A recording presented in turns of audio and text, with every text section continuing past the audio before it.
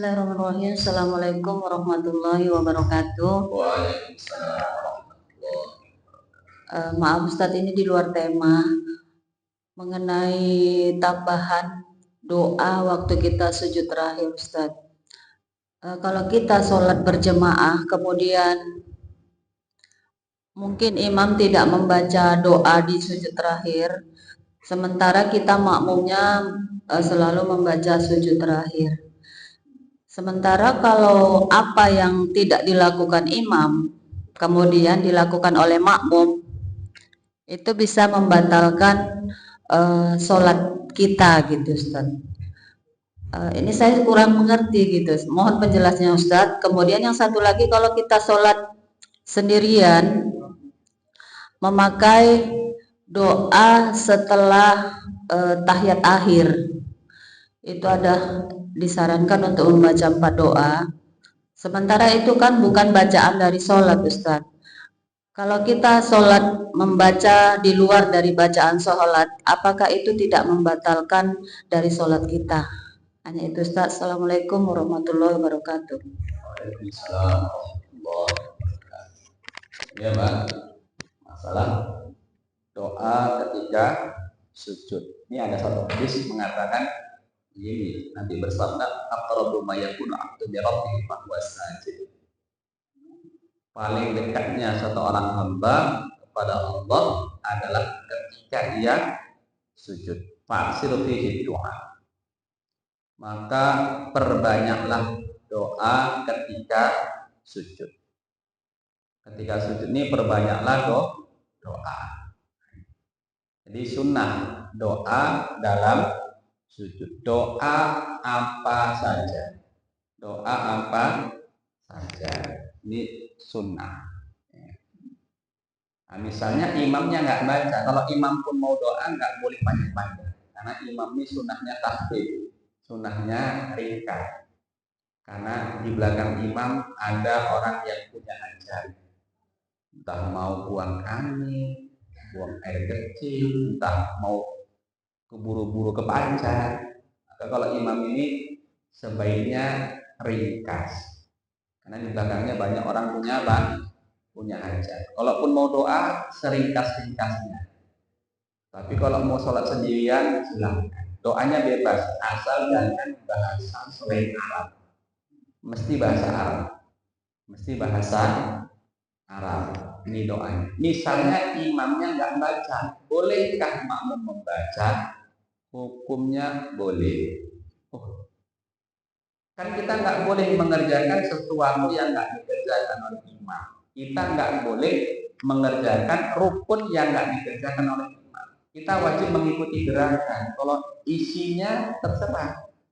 Misalnya imam kita nggak kunut, tapi dia berdiri. Boleh kita kunut. Karena posisinya sama-sama berdiri. Kan sama-sama berdiri posisinya. Imam kita berdiri, cuman nggak kunut. Nah, maka kita boleh kunut. Tapi kalau imam kita sujud, boleh nggak kita kunut? Boleh, tapi dengan syarat selesai sebelum imam bangkit dari sujud. Nggak mungkin kan? Nah, paling kunutnya bacanya Rabbana atina fid dunya hasanah wa fil akhirati hasanah wa qina adzabannar. Nah, itu cepet-cepet. Langsung sujud. Kalau enggak, nanti sholat kita batal. Kalau enggak, sholat kita batal. Tapi boleh. Nah, ini imam kita tadi sujud, kita sujud. Berarti kita mengerjakan perkara yang sama dengan imam. Cuman masalahnya imamnya sujudnya sebentar, kita lama sedikit. Nah, kan begitu. Imam kan sujudnya sebentar, kita perlama sedikit. Itu enggak masalah. Tapi dengan syarat jangan sampai imam salam. Berarti kelamaan awak doanya. Doanya singkat aja. Doa paling singkat Rabbana atina fid dunya hasanah wa fil akhirati hasanah wa qina adzabannar.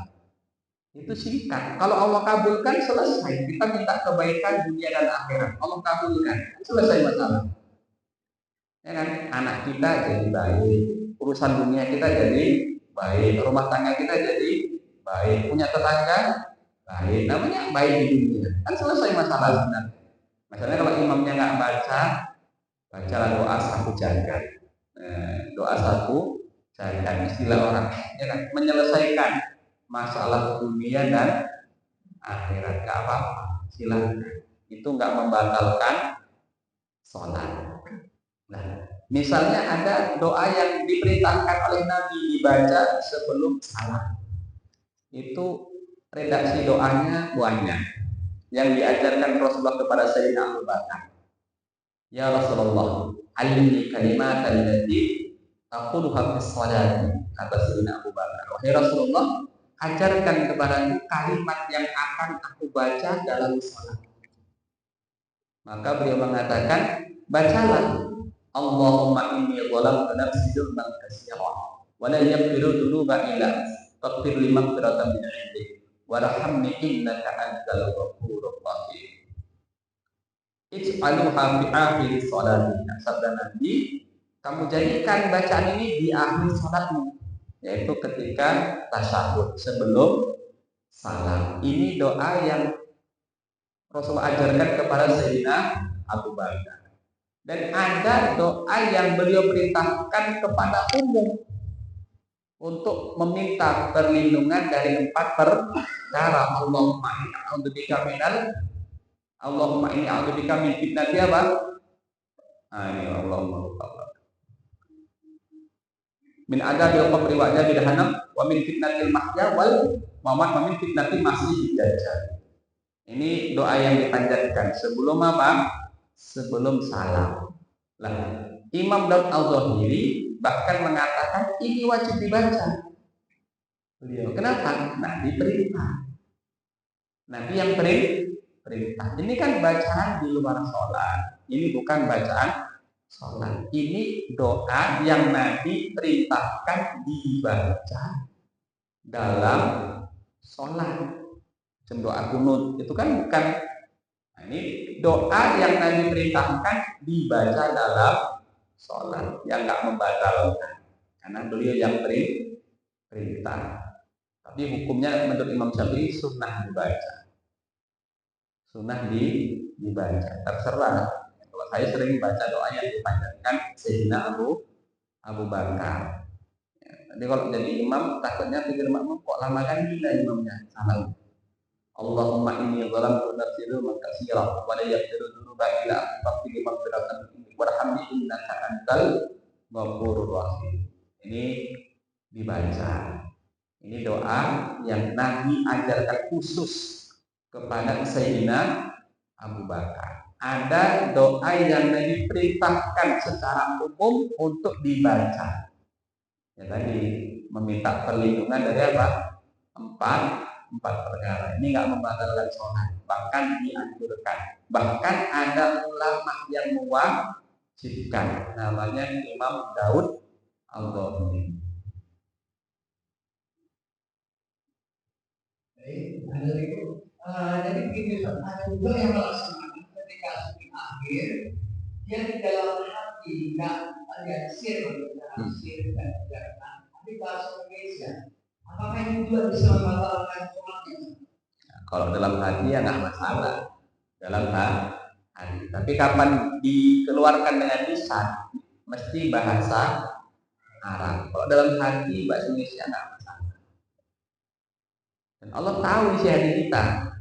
Allah tahu isi hati. Nggak apa-apa doa dalam apa?